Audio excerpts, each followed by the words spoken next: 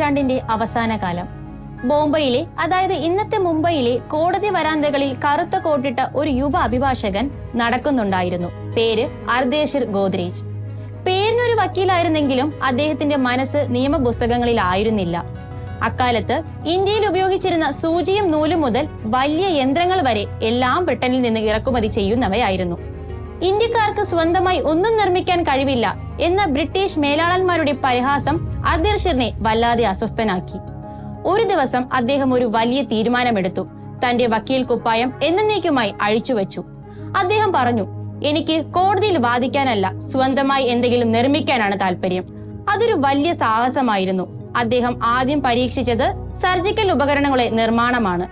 പക്ഷേ അത് പരാജയപ്പെട്ടു. എന്നാൽ അർദേഷിർ തളർന്നില്ല.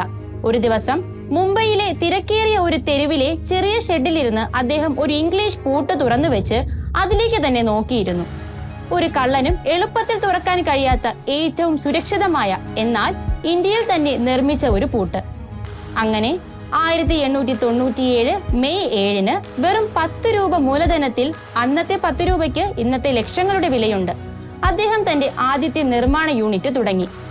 ആങ്കർ ബ്രാൻഡ് പൂട്ടുകൾ വിപണിയിലെത്തി. ബ്രിട്ടീഷ് പൂട്ടുകളെ വെല്ലുന്ന കൃത്യതയും ഉറപ്പും. വിശ്വസ്തത എന്ന വാക്കിന്റെ പര്യായമായി ഗോദ്രേജ് മാറുന്നതിന്റെ തുടക്കമായിരുന്നു അത്.